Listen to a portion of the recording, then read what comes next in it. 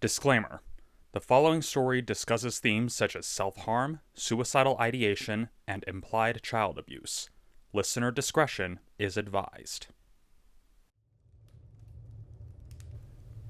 The house was deathly quiet. Wren had made doubly, triply sure that no one else would be awake.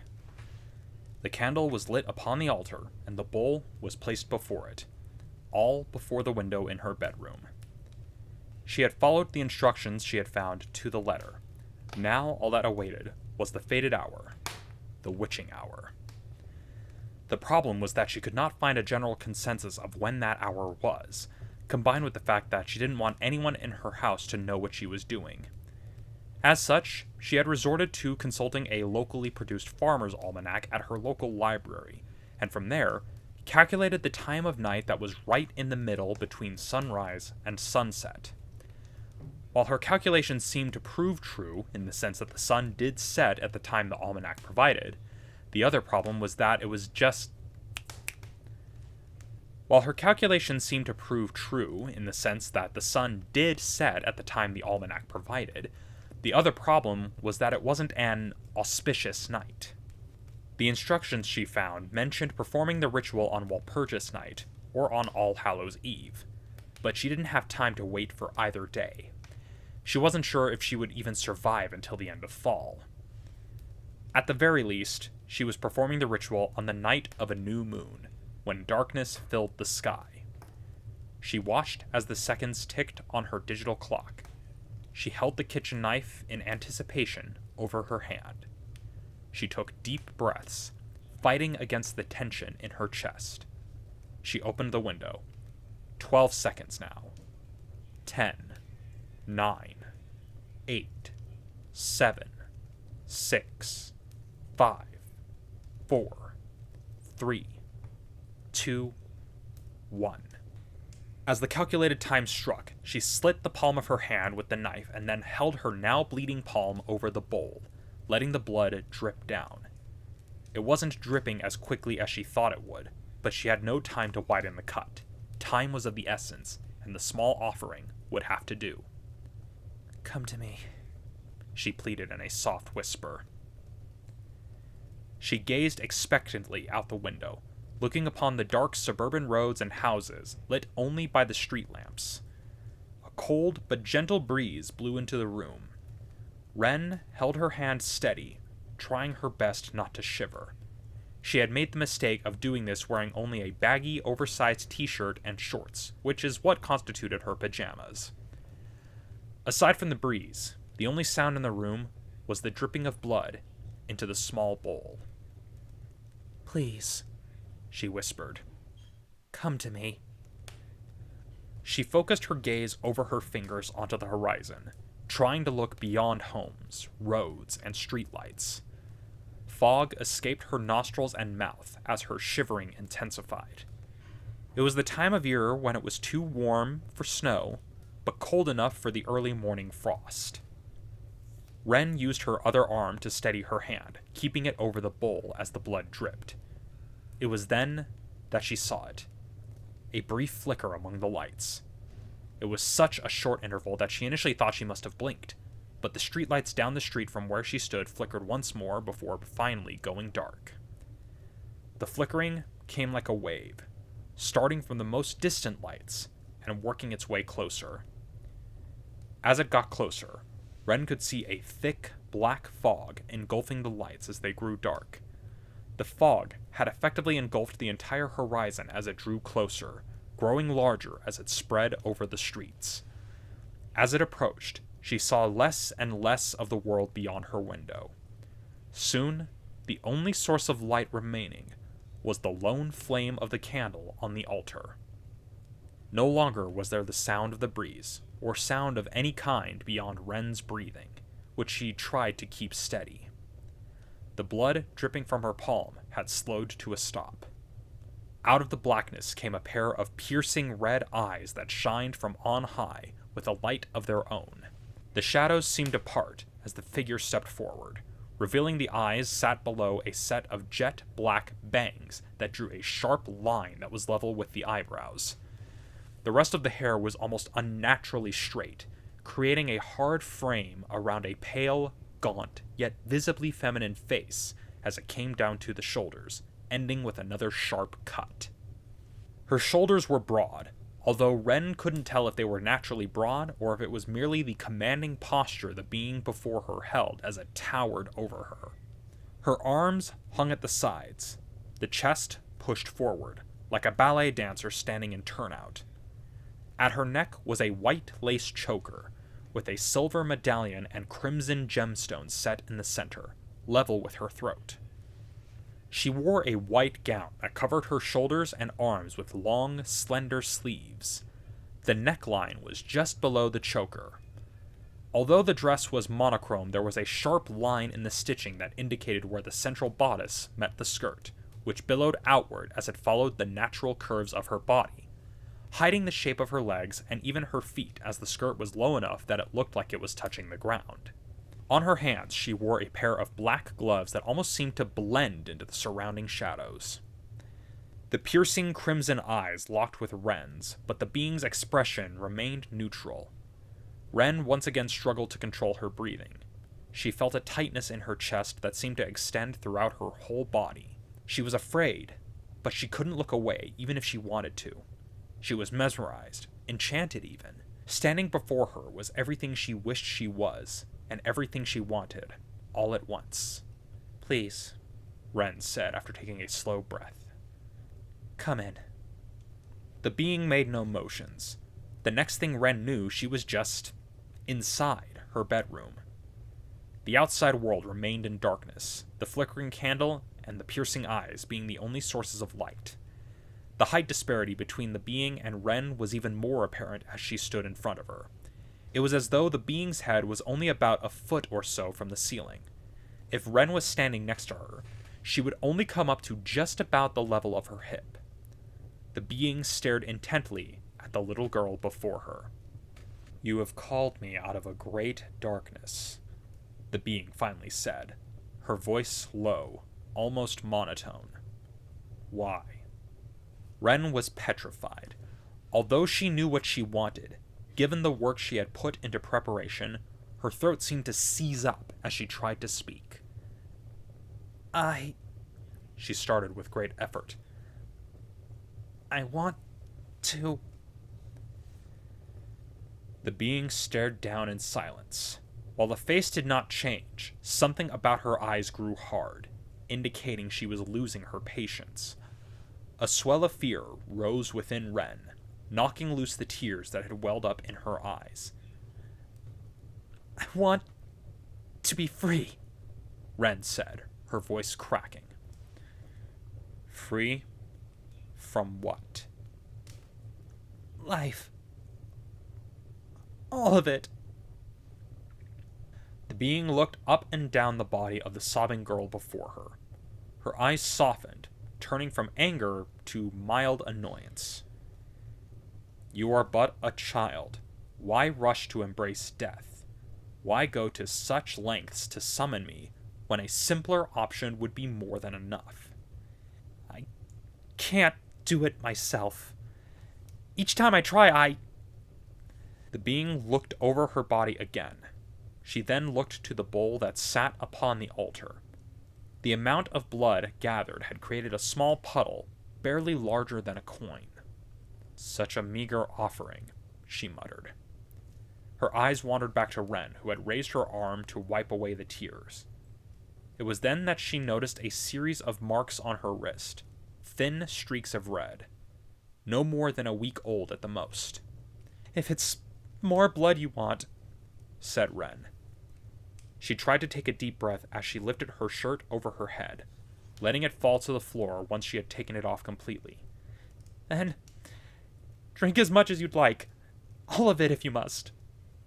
The being looked over Wren's body. She very much was a child, and a very skinny one at that. Her body had clung to whatever baby fat was remaining, and even then it was a minimal supply. Although the dim light would otherwise hide it, she could see trace remnants of bruises along her stomach, nearly healed.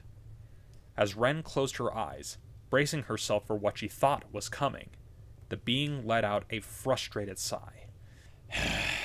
You barely have enough blood as is, she finally said. Even if you hadn't shed your own, what you offer would not be enough to sustain me. Wren opened her eyes and saw the being's piercing stare had turned to a look of disgust and pity. The being then lowered herself, placing her hands in her lap as though sitting in a chair that she couldn't see. Cover yourself, child, she said. It will do no good if you freeze. Wren looked on in disbelief, trying to process the rejection. It was then that the being's eyes flashed with a burst of anger, demanding she comply. She quickly put her shirt back on, ignoring the blood stain left by her palm. The being's eyes softened once more to a more neutral expression. Now, the being said, what drives you to this madness? What compels you to offer yourself to death and darkness? Wren looked at the ground. She had never been asked about her life before, and she certainly didn't expect to be asked by the demon she had summoned. When she looked back up, the piercing eyes seized her soul. It was as though a large hand gripped her heart from within her chest, the words clawing their way out of her throat. My whole life, said Wren, as the words were forced out. I've been nothing more than a tool for others. Others' anger, others' fun. No one will help me. Nobody cares. They just tell me to shut up and take it, that I deserve it. The tears began flowing anew. Every day it's the same. Every night, too, I just have to take it. When I fight back, it only gets worse. It hurts. She felt the tension release from her chest. She once again looked at the being before her, who seemed unfazed. Many have summoned me, the being spoke. Often sought power, typically out of greed. In all these ages, you're the first to summon me without such an aim. But deep down, there is something you want more than death. What? Vengeance. You wish to return the suffering vested upon you. For some, death can act as that vengeance, but only to those who care for your absence. For one such as you, death will not bring the vengeance you seek. Wren found herself sinking to her knees. As much as she hated to admit it, she knew the being had a point. With everything she had experienced in her short life, she knew that her death wouldn't even be noticed. Despite how much she had cried this night alone, she felt an all-new well of sadness emerge from within her, followed by even more tears. I'm not even worth death, she sobbed. No mortal is worth anything, the being answered calmly. You are no more worthy of death than those who've harmed you are worthy of life. The being closed her eyes, as though taking a deep breath, but no such breath could be heard. I have expended much energy to come here. I must have sustenance. Wren stood up eagerly. Not you. As I've said, even if I were to drain your whole body, it would be nowhere near enough. The being tilted her head to the side, as though noticing something. He might do. At least for now. Wren knew the direction the being had tilted her head. It was the direction of her father's bedroom. The being stood up from her shadowy seat. Come, child. Wren slowly opened her bedroom door, gently placing her foot on the floor outside to avoid making any noise. From there, she crept step by step down the hall to where her father normally slept. The door was wide open, as it usually was, to allow him to hear any signs of an intruder, or signs of anyone up past their bedtime. She crept into the bedroom, carefully avoiding the walls and furniture, anything that could make any noise. Soon enough, she stood over her father, a relatively heavy-set, middle-aged man. He was already in the midst of male-pattern baldness, and his face had become covered in stubble. As she stood over him, she looked to the doorway of the bedroom. There the being stood, the piercing crimson eyes shining in the dark. As their eyes met, Wren immediately knew what she was commanding her to do. She looked back at her sleeping father. Even in sleep, His face held anger. It was a face that she had come to loathe over many late nights. Her skin crawled as the memories fought to resurface. Her grip tightened around the knife in her hand. She inhaled deeply as she raised the knife overhead. She took more deep breaths in and out, priming herself for what she was about to do. She felt the crimson eyes upon her, urging her. Her chest grew tight once more, both from fear and anticipation. Her father began to stir, a snore escaping his mouth. As his eyes began to open, Wren felt a surge of adrenaline course through her body. Faster than she ever thought possible, she brought the knife down into her father's throat. She repeated the motions with a furious fervor, raising and plunging again and again. After a number of stabs, he managed to push her away, knocking her to the ground. He then tried to get to his feet, while at the same time covering the wounds on his neck. It was then that the being came upon him. In an instant movement, she had pinned him back down to the bed. Wren could only see the back of the being as she bent over him, keeping him restrained as she proceeded to drain him of his blood. Her father's hands, whose strength once held her down, twitched powerlessly until finally going limp as the last bit of life left his body. The being stood up straight, tilting her head back as she shuddered, followed by a sigh of satisfaction. She then turned to Wren, once again towering over her. In addition to her crimson eyes, she could see her father's blood covering her mouth and running down her chin, with some blood even staining the upper part of her gown. The being flashed a sinister smile, revealing sharp, white teeth. "Well done, child," she said as she licked her lips. Wren felt herself overcome with a number of emotions.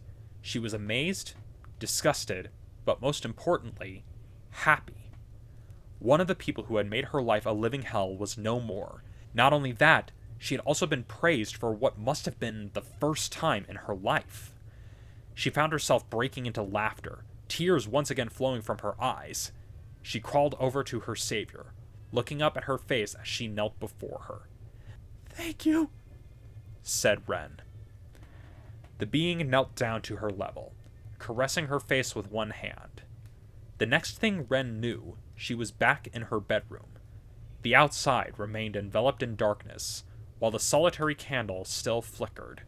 She found herself standing next to her bed. "You must rest now, child," said the being. "There is still much work for you to do." Wren once again knelt before the being, looking up at her. "I am yours, mistress," Wren said gleefully. "Anything you command, I shall obey." The being closed her eyes and shook her head. "Do not call me mistress. It sounds wrong coming from a child." "What shall I call you, then?" The being thought a moment. "I've gone by many names over the centuries. I have been called demon, witch, vampire, all often spoken with bitterness." "I'd never call you such things," said Wren. "Not after what you've done for me." The being looked down at the child before her, no longer sobbing, almost beaming before her, looking upon her with such devotion the likes of which she had not experienced in a long time. "Very well. You may call me Godalming. Lady Godalming." "As you wish, my lady," Wren said as she eagerly lowered her head.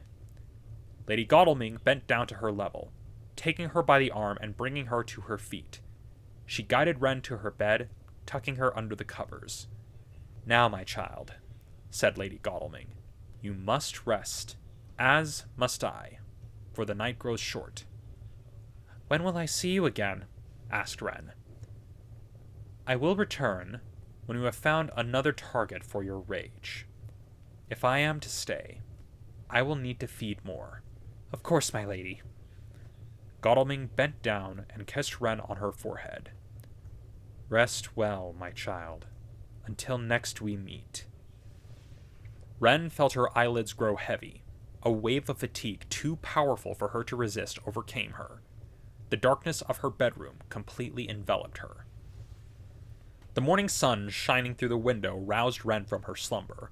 It was the deepest sleep she could ever remember having. She wondered if the events of the night had been a vivid dream. She looked over and saw the window was shut, the candle extinguished. She climbed out of her bed and walked over to the altar. The bowl was bone dry. She then looked down at her shirt, still stained with blood from her palm. She then looked to her palm, finding the area she had cut had scabbed over. This rekindled her excitement, but there was one final thing she had to see to be sure. She cautiously opened her bedroom door, and as before, crept down the hall to her father's bedroom, the door wide open. From the doorway she saw her father, lying on the bed, his arm draped lifelessly over the side, while his head appeared cranked at an awkward angle. "Dad?" she called timidly. No answer, not even any movement. "Dad!" she called louder. Silence. Wren clapped her hands, stomped her feet, and made all kinds of noise, none of which appeared to elicit any sort of reaction. It was clear that he was well and truly dead. Wren found herself in a full-on giggling fit. It was real. All of it. After changing into clean clothes, gorging herself on copious amounts of breakfast cereals, and packing a relatively basic lunch, she took off to school with a spring in her step. Her outfit was comprised of a black t-shirt, pink overalls, black hiking boots, and a white windbreaker. The overalls were among the scant few pairs of pants she was allowed to wear, purchased reluctantly by her father in order to comply with her school's dress code. She liked it because of the multitudes of pockets. It was a short walk from her home to school. Despite this, her father would normally drive her, so she was largely guessing the way based on the landmarks of her neighborhood that she recognized. Fortunately for her, she had managed to arrive with ample time before the morning bell. The school itself was one that had gone through a recent refurbishing. It wasn't a complete reconstruction, so much of the building's old architecture remained in place. The classic red brickwork clashed with the sleek metallic additions at the entrance of the building. The three-story building served as both an elementary school and middle school, with different sections partitioned off for different grades. At least, that was the school district's intention. The problem was that both sections had the same main entrance. Only the kindergarten students got a special entrance. Staggering start times, the number of families with multiple children in differing age groups often meant families would unleash their whole brood at the earliest possible time, leaving the limited number of staff dedicated to elementary school students to have to wrangle children for upwards of 2 hours before their classes were to start. As one would expect, this would lead to occasional clashes, usually between students on the upper end of the elementary years and those who were starting middle school. Wren herself was no stranger to these clashes, but the more violent ones were typically seen among the boys. It was during such a fight between two groups of boys that Wren was able to waltz on into the school relatively unnoticed. Her locker was located on the first floor of the building, in a wing allocated to the middle school students. It was deep within the building, largely equidistant from all of the entrances and exits. She was not really fond of the spot. It was out of view of the middle school's administrative offices, effectively creating a blind spot for any number of activities. What also didn't help was that her locker was across from a suit of knight's armor that served as the school's mascot.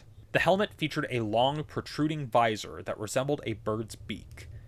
The head was tilted downwards, as though to give the illusion that whoever was wearing the armor was looking down upon the students.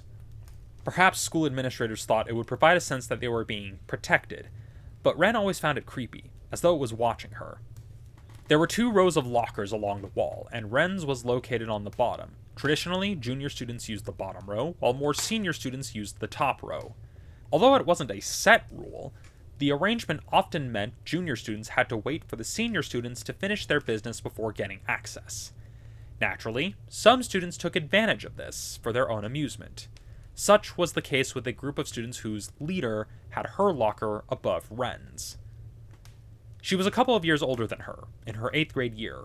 She came from a prominent family in the neighborhood known for being religious, so she was dressed in a style that simultaneously flaunted modesty and luxury.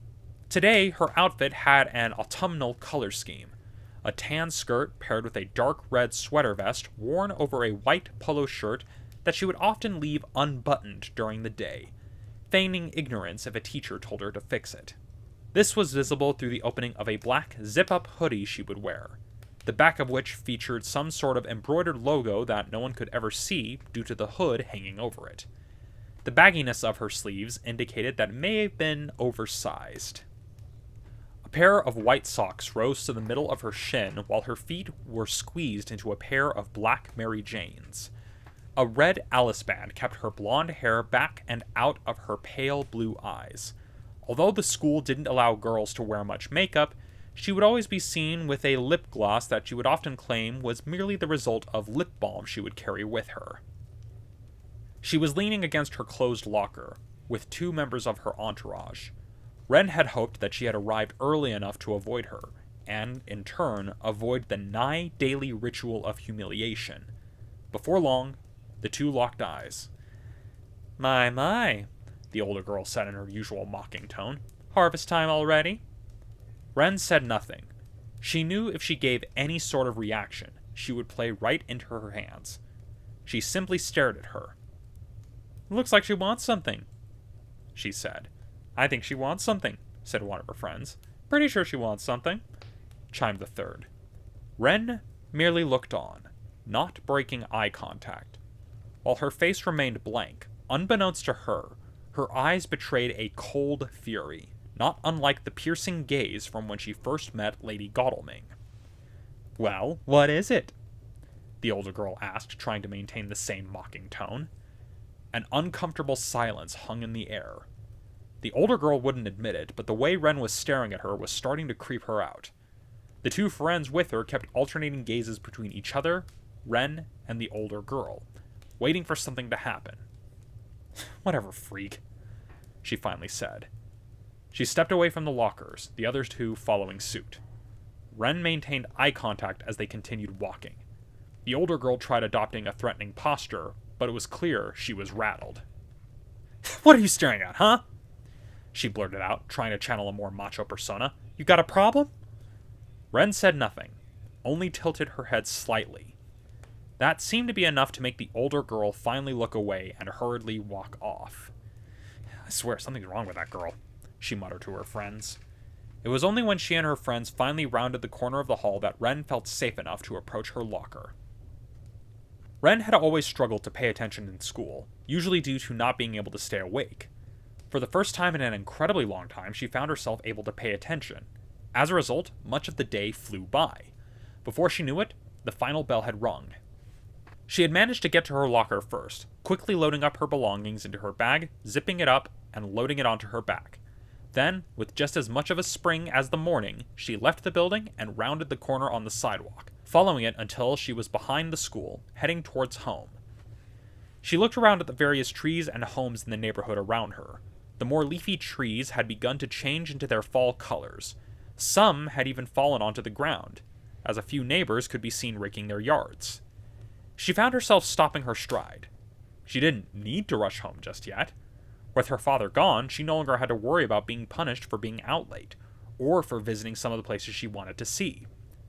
She turned and began walking down a different road, and after a few minutes of walking, she found herself on a stretch of road that featured a number of businesses, primarily stores and a few restaurants.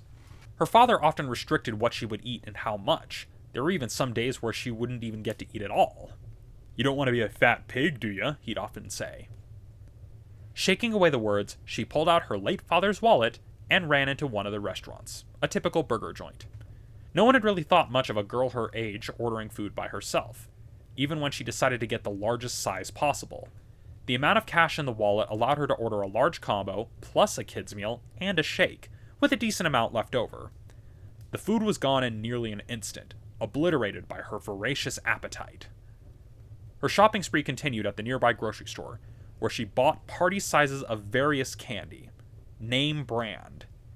Satisfied with her haul, she began carrying the spoils back up the road she came. By the time she reached her street, it was sunset. So this is where you ran off to, the older girl said from behind her. Before Wren could turn around, she felt a hand on her head while another wrenched the grocery bags from her grip. Aw, for me, you shouldn't have. Give it back, she shouted.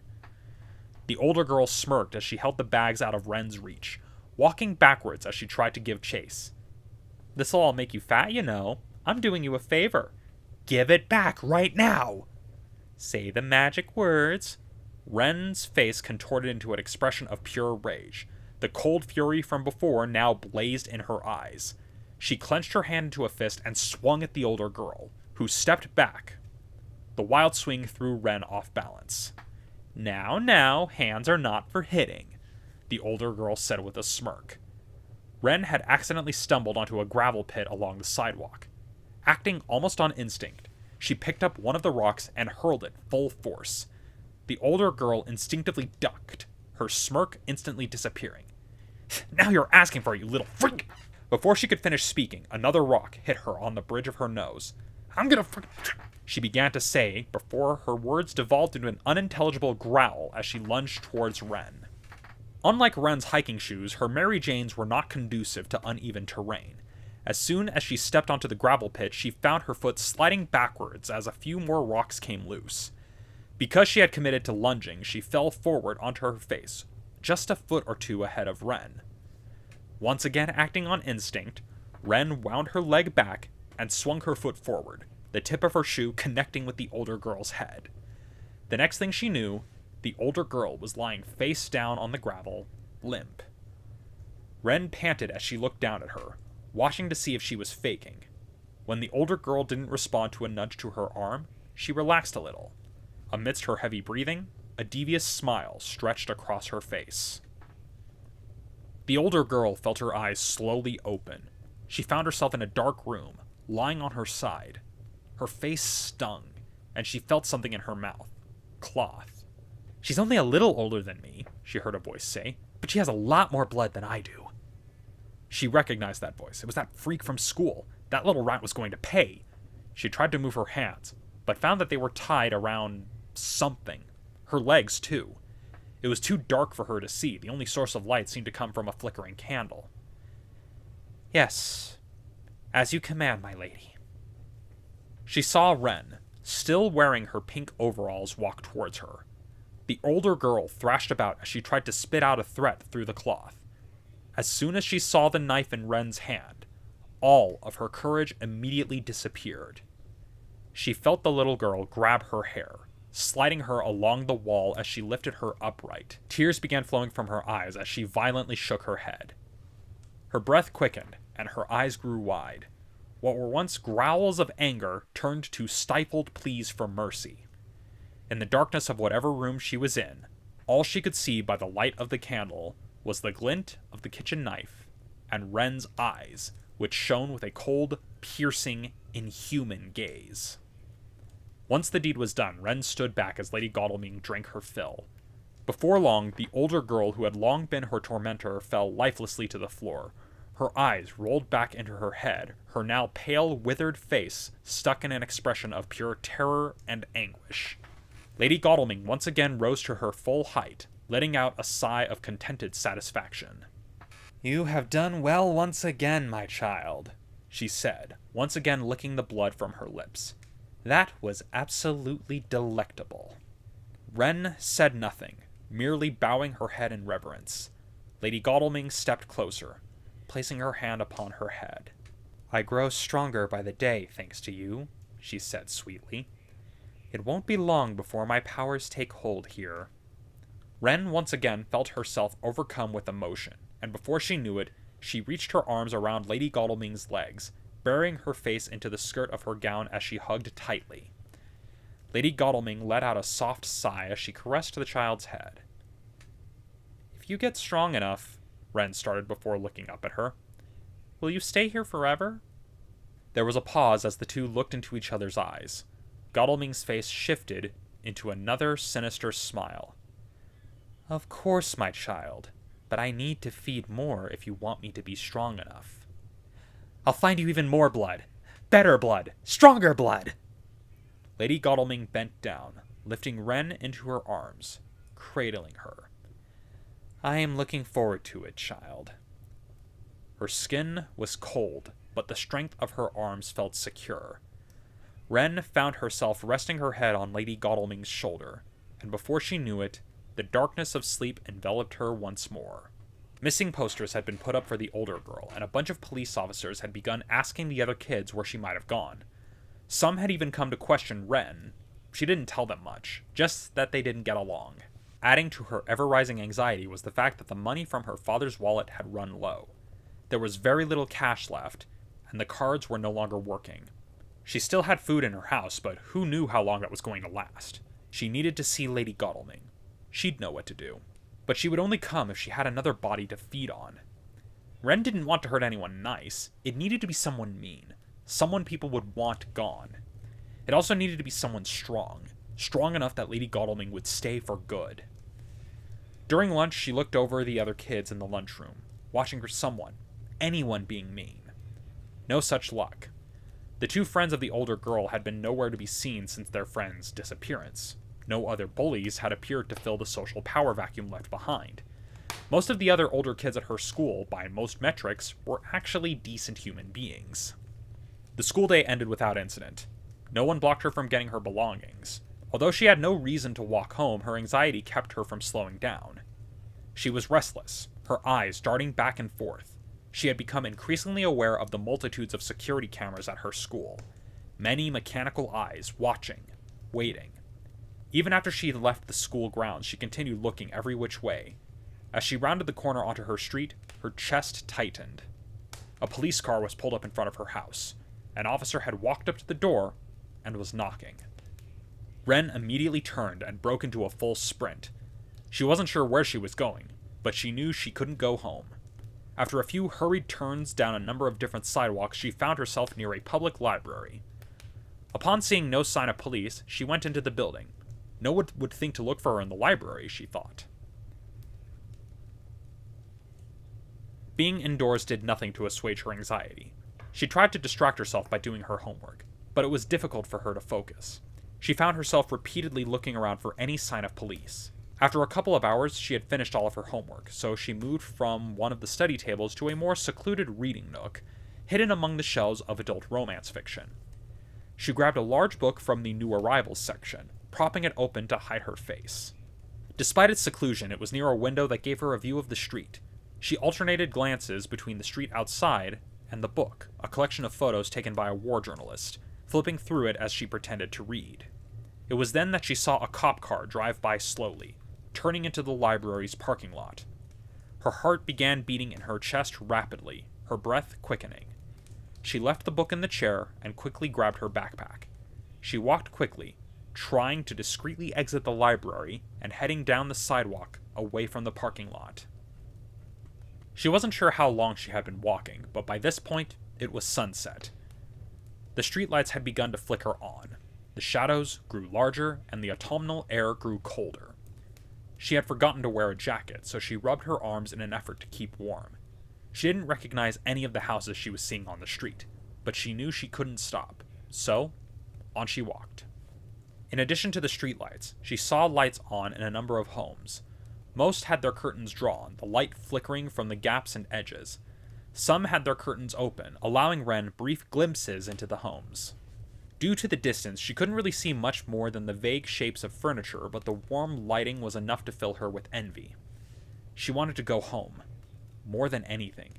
She was cold, hungry, and very tired. There was only one person who could help her, Lady Godalming. If she could just find an offering, everything would be fine. She could make the police go away, make it all go away. She just needed to find someone, anyone at this point. Her wandering eventually led to a small gas station just outside of the neighborhood. The parking lot was largely empty, save for a couple of vehicles fueling up at the pumps and one car parked next to the building. While she was happy to be out of the cold, the few dollars remaining in her father's wallet didn't fill her with much hope. The grumbling of her stomach didn't help either. The store was largely empty, save for her and the lone employee who remained behind the counter. She counted the cash again and again, more to distract herself from the pain in her stomach. An old rock song playing on the radio finished the last final rendition of the chorus, the final remaining bars then interrupted by the station's jingle and words from the DJ describing the song that had just played. "And now for an important news update," said the DJ. "Police are asking you to be on the lookout for a runaway child they say is endangered. 12-year-old Wren Field was last seen near Polidori Elementary around 3 p.m. Wren's chest grew tight once more. Her eyes darted back and forth before looking over at the gas station employee, who seemed occupied with a task at the cash register. She put the money away. Food was going to have to wait. By the time the employee had looked up, she was already out the door. She walked past the pumps and parked cars, continuing down the road and away from her neighborhood. Night had fully fallen. While the streetlights did their duty, there was still a great deal of darkness over the road. Her feet had begun to hurt from the hours upon hours of walking. Her whole body shivered uncontrollably from the cold, and the hunger pangs had only grown stronger. Her little feet had managed to take her to a public park. It had a number of hills that surrounded two major sections, a playground for children and a community baseball diamond. A walking path ran through the length of the park, with different stops denoting it as a disc golf course. She barely recognized the area due to the dim lighting. Walking towards the playground, she found a small pavilion with picnic tables and benches. She took off her backpack and sat with her back leaning against the table. She took in a slow, deep breath, but her exhale turned into sobbing. She thought she would feel better after sitting, but stopping only seemed to intensify the pain she was already in. "Lady Godalming," she sobbed. "Please, help me." She looked around for any sort of sign, but all she saw was darkness.